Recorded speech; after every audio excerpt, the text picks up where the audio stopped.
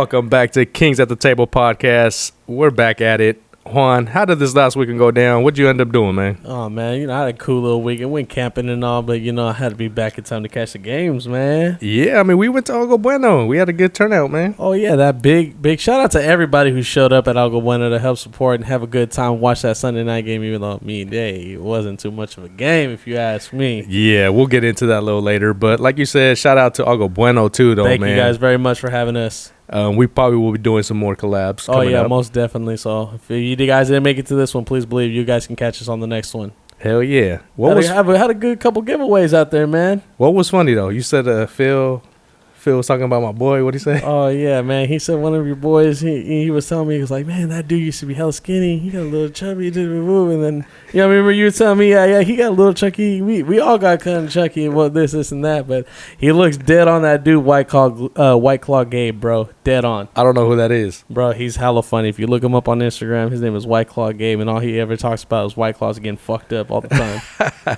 I know who you're talking about. I just don't know the White Claw guy. Oh, man, he's hella fucking funny. But, man, let's get into these tough losses. Man, there was a lot of teams that had some tough losses. Let's jump right into it, man. The Tennessee Titans took in the tough L to the New York Giants, dude. Lost by 21-20. They're at home. That's huge. At home, and as you guys, and statistically wise, the king didn't look much like a king, if you ask me. Well, yeah, what were we saying earlier? The Prince took over? The Prince took over, Saquon man. Barkley? Prince Barkley took over? Shit. My dude got down on the yards, bro. He racked in what? 164 yards and a touchdown. He killed it. He ran the defense. He had Derrick Henry stats. Yeah, definitely. Hell yeah, he looked like Derrick Henry out there. Straight up. Henry did not look like himself, though. He had way more carries and less yards. 82? That's not Henry numbers. That's not. Is this something? Does that mean that New York's defense is with it? Or does that mean that people are catching on to the only Derrick scheme Henry, that they really have? Just stack the damn box? That's all you can do. He's going to break out eventually, but more than likely, this might have been just like first game jitters, I guess. But will he, though? Because, shit. I can't sit here and tell you who's on the fucking Giants team right now like that. As far as, like, defense? Yeah, I can't sit there and pinpoint, like, oh, yeah, this guy's going to shut the shit down or this guy's going to do this. I can't sit here and tell you that right now offhand. Oh, for sure. But I'm just saying, as far as, like, Derrick Henry going forward, like, right now we're so used to him putting up these crazy numbers. But, the things about running backs, after a certain amount of years, they start going down, man. It's that high mileage. Yes. That dude's got hella high miles, bro. Is that a factor, though? Going into the rest of the year, at least? It could be. That could ultimately be their demise, dude, because if you look at it, like, if you think back, Tennessee used to have a smack in receiving core. Back when they had A.J. Brown and they had Corey Davis. Yeah. That was a smack in receiving core. You can't forget their tight end either, Walker. Yeah, you can't forget about Walker. But now, like, if you look at it, that team is so one-dimensional that can actually legitimately hurt them like crazy. Even though, Ryan Tannehill threw for, pushing almost 200-something yards? Yeah, 188, that's nothing. Yeah, so, at the same time, too, that lets you know that he can't distribute the ball like how he wants to and at least not make it so one-dimensional. But, overall, looking at it, the New York Giants, they came to play. They did, for sure. How about this next game, though? We're talking about the Green Bay Packers, the Cheeseheads, man, and they went into Minnesota. And got their asses handed to them, They got what, man? Fucking Kirk Cousins, this new coach, Justin Jefferson. His numbers were ridiculous, Number one receiver of the week? Of the week or of... So far right now, man, that guy's, like you said earlier, man, he's throwing up them Cooper Kupp numbers. He is. He had 184, was that 183? 184 with 2 touchdowns. He torched him by himself, bro. Fuck. He's the new Cooper Kupp. Oh, I don't know. Cooper Kupp still doing Cooper Kupp things.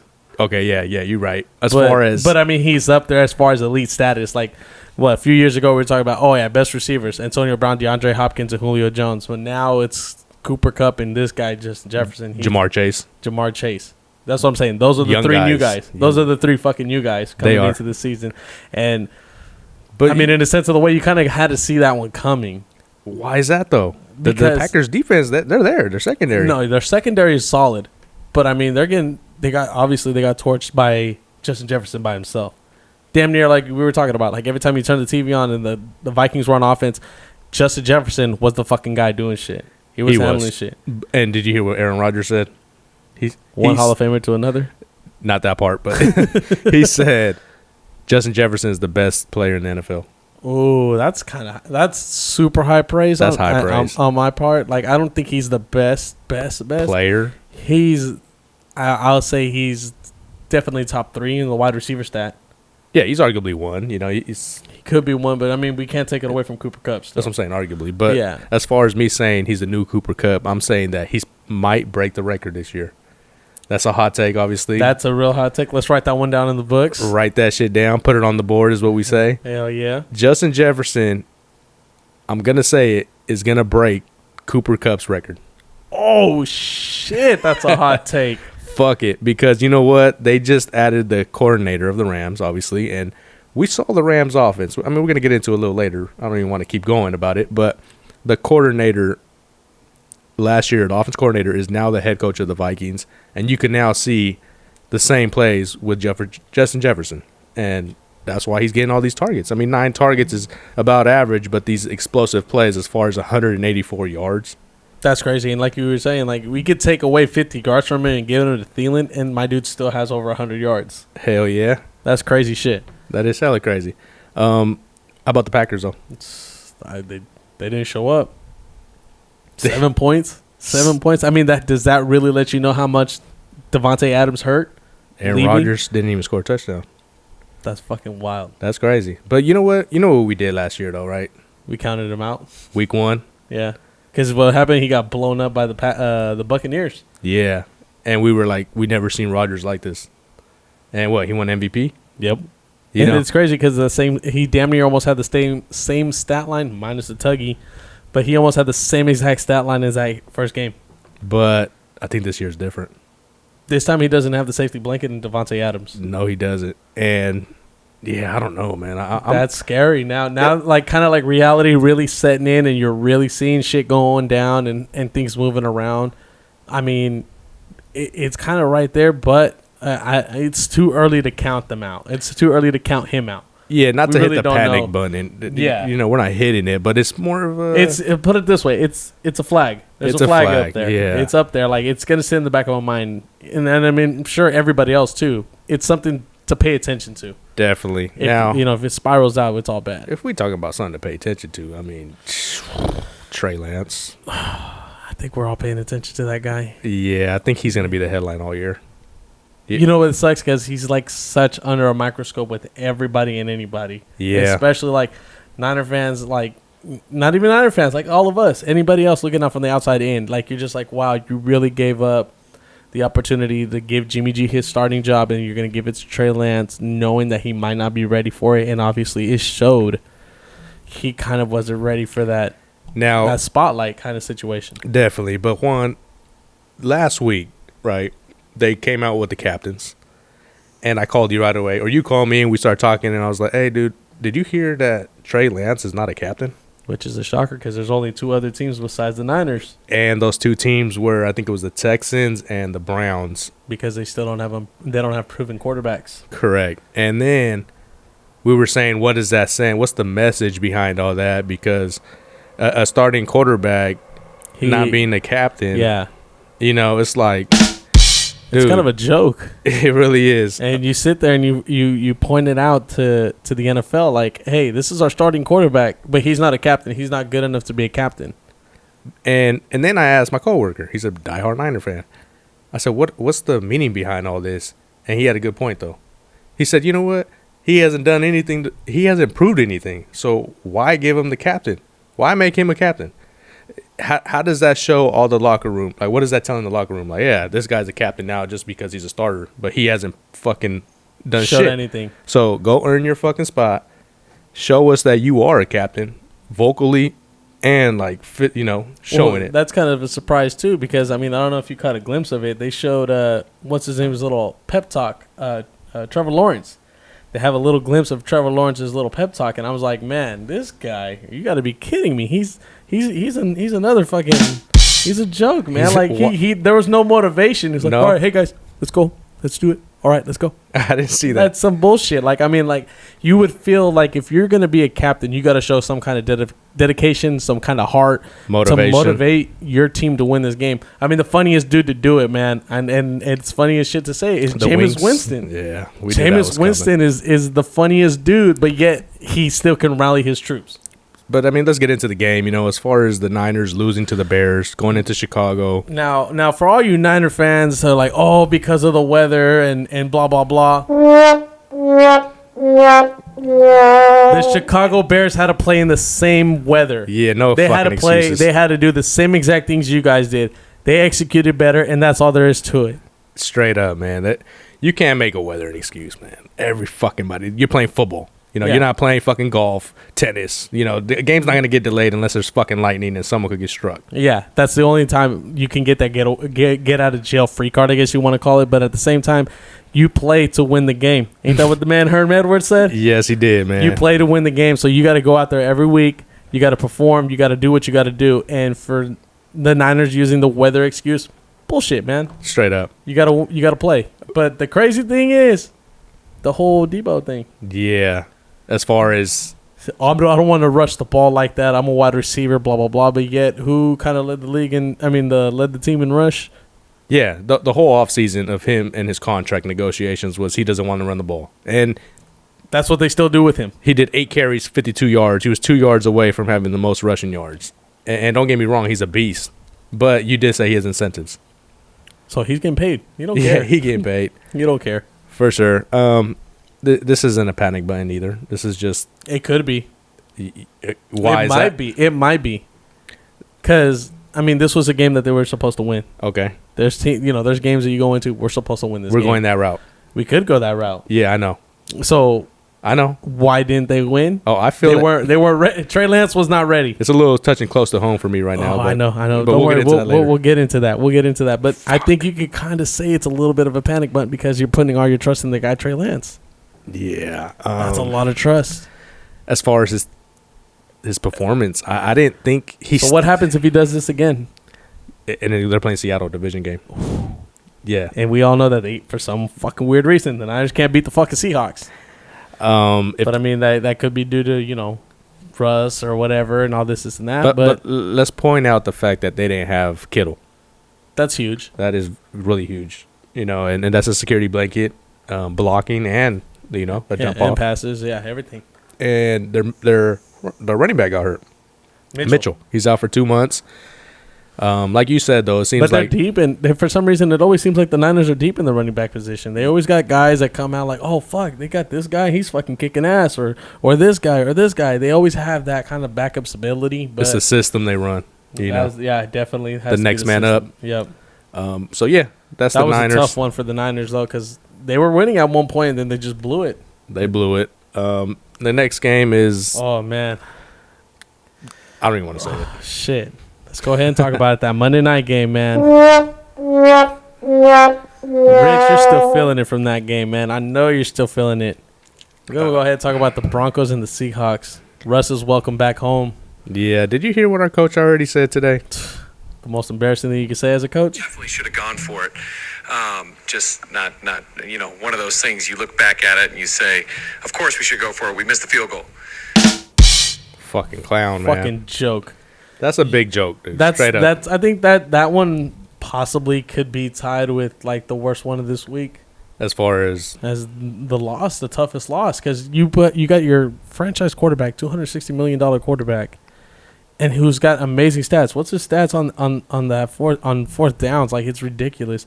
The guy, he's your franchise quarterback. His fourth down stats as of going into this season, his career. He's converted 57% on fourth downs in his career, needing 4 to 6 yards. He would have got that for sure. I mean, he could have got it by himself. The odds are higher than a coin toss. Fucking A. Like, what is the... What's the thought process on that? You know what I mean? And then as far as putting your kicker in, the stats behind that, NFL kickers are 2 for 29. That is 7% on field goals, 64 yards. Plus 64 yards. 7 fucking percent. So, how's that a debate, bro? 7%... and 57. Like, dude, that's crazy to me. That's a sad-ass thing to think about because, like, again, this is a franchise quarterback who's been proven. He's a proven He's a champion. You know what I mean? Although he's never been in the talks of MVP, we could all honestly say that he's probably should have been an MVP candidate. Do you want? All right, yeah. As far as the decision, if you ask me, he should have fucking went for it. Yes, but what that was to me was the coach saying this is his team. I think if Russell Wilson would have went for it, got the first, all the headlines would be Russell Wilson. Now, don't get me wrong. That's as a Bronco fan, hell yeah, I don't give a fuck about whose team it is to win the game. Yeah. You know, but Hackett, for me personally, what I'm looking at is like, I'm trying to figure out why the fuck he made that decision. It still doesn't make sense to me. And that part of him trying to say, hey, I'm making the fucking calls. I'm putting my field goal kicker in. He's a captain. Send the fucking, let's get this 64-yard, make it, and I'm the one to make the decision. Basically, if they would have won, they would have been, oh, yeah, Hackett called that shit. That's dumb because you're being an egotistical bastard. For sure. You're being hell about your ego, bro. I mean, I understand as a coach, you want to be the head of the locker room or whatever, may be the case. But at the same time, do you want to win the game with your odds in your hand versus you want to win the game, just because I'm fucking right? No. We play to win the game. Nah, but overall, man, I don't think my Broncos played bad. Real talk. I just feel like we looked good. We beat ourselves. No excuses. We lost. Hats off to the Seahawks. I'll chalk it up. A L's a L. I think it'll bite us down the road. We're going to be like, God damn, we should have had that shit.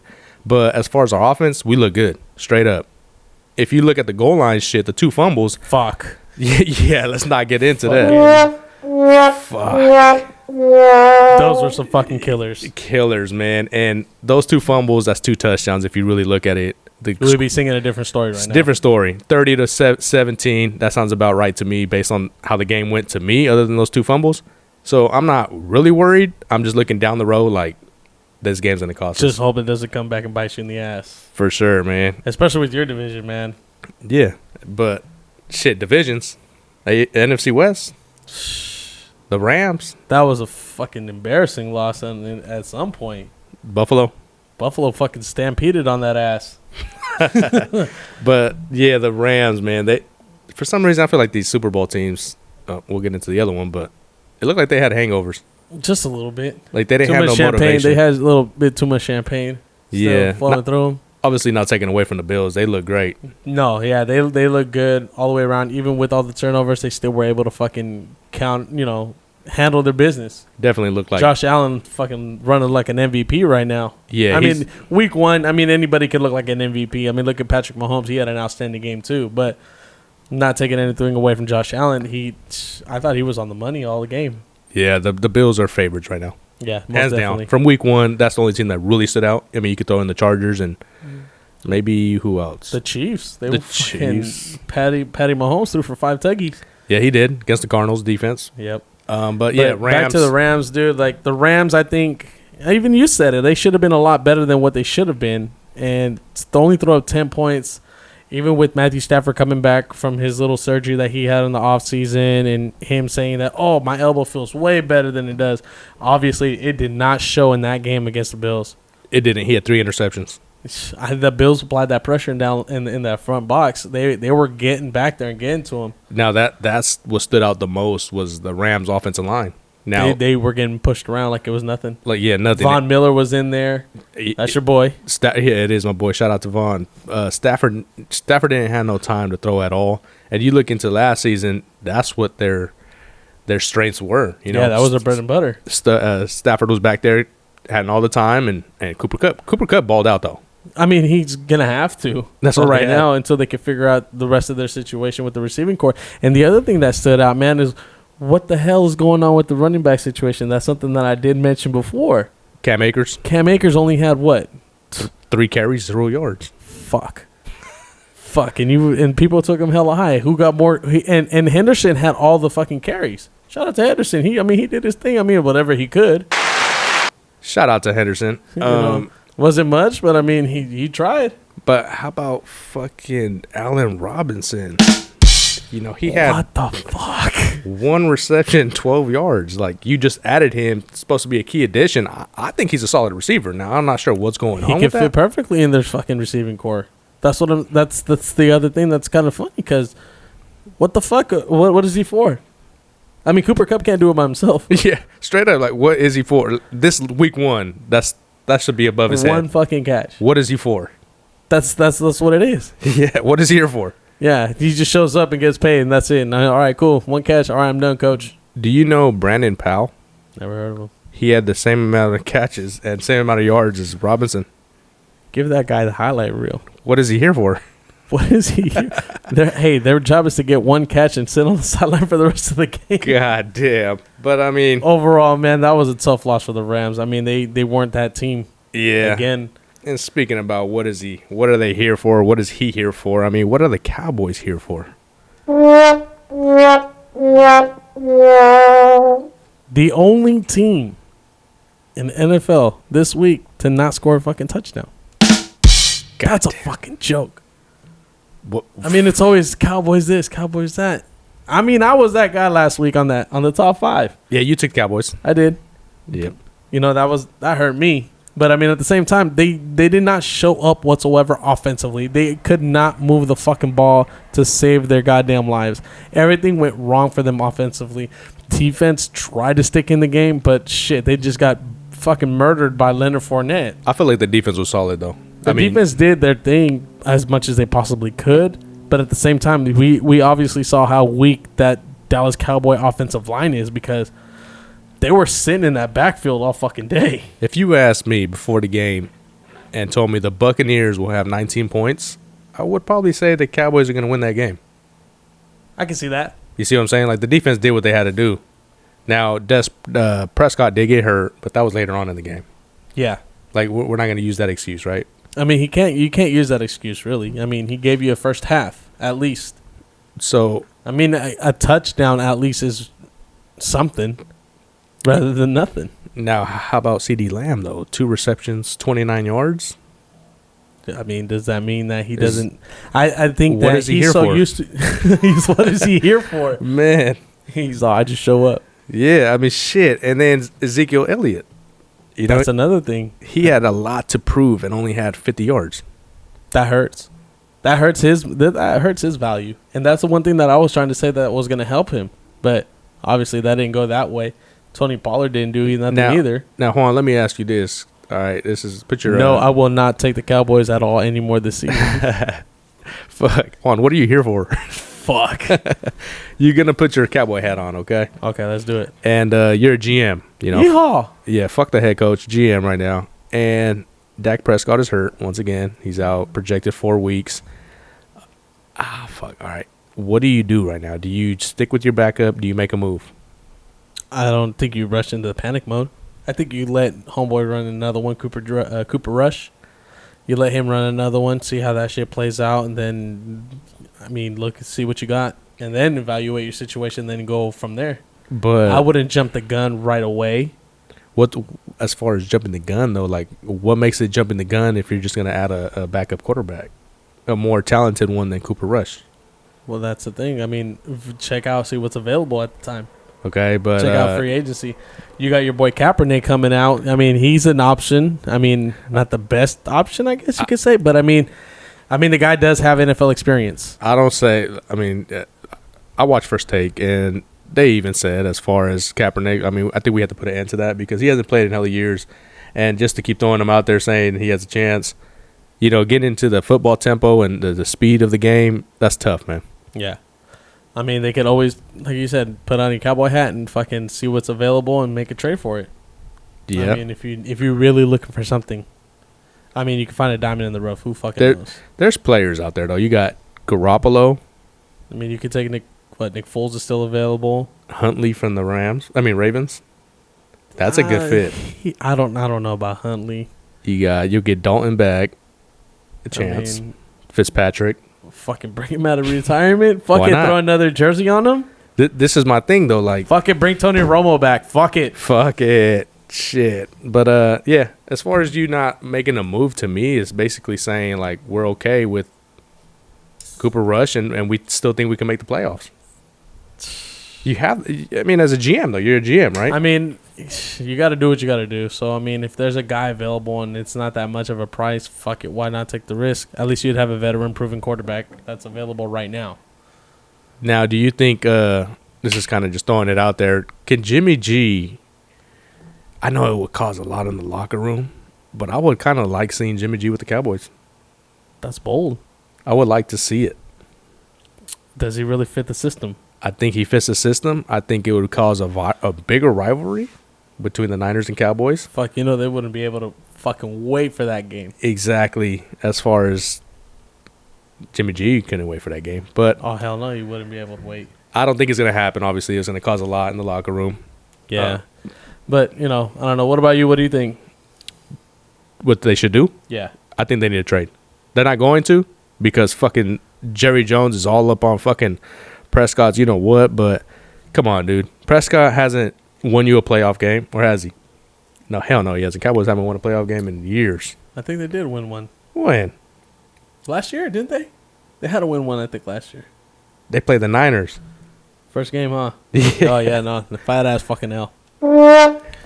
Sorry, folks. Sorry. Yeah. But, yeah, whatever. I think they'll stay with Cooper Rush. They should probably make a move, though, personally. Making a move, though. Goddamn Steelers. Can we call that one the game of the week? Shout outs to the boys. That defense stepped it up and handled business. They beat the Bengals. That's fucking... And going back to like, oh, we're supposed to win this game. Man, we're supposed to lose this game. I personally thought so. I do too. I mean, unfortunately, it sucks that like not taking, oh, you don't got your teams back. You ain't got your teams back. Bro, the odds are stacked against us, especially like in all the categories. I mean, they obviously beefed up their offensive line.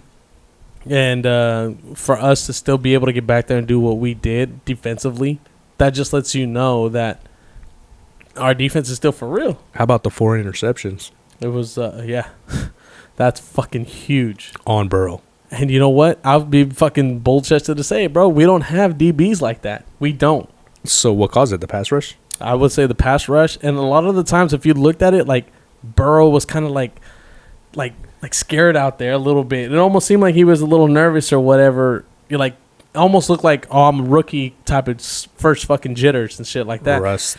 Yeah, it might be. I wouldn't say rust, but I mean, he did have a little bit of jitters on that shit. But shout out to Mika Fitzpatrick. He did his thing. And the rest of the Steelers defense, that game was fucking all the way down to the wire.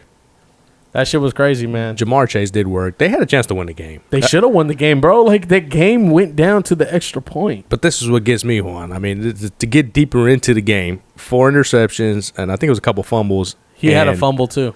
They should have probably won the game. You just even said they should have won the game. They should have won the game. They scored the fucking touchdown at the very end with like 2 seconds left on the clock. All they had to do was kick the fucking extra point. So Minka put his cape on and blocked the fucking extra kick, right? Well, we got lucky with that situation too because their original long snapper was not there. What is he here for? What is he here for? He's just there to collect the check, my dude. So like the snap first off was the most horrible snap I've ever seen, especially from a long snapper. That shit hung in the air for hella long, and by the time the guy got it down, Mika was already back there, and he got the nice block on it. Even though he barely got to it, Mika was back there and he blocked it. He put the cape on. Shout out to Juan talking about the long snapper snap. Now that's what you call detail. That's what you call a real fan. We ain't talking about the score 23-20. We ain't talking about the stats. He's talking about the long snapper's snap. Now that's what you call a fan.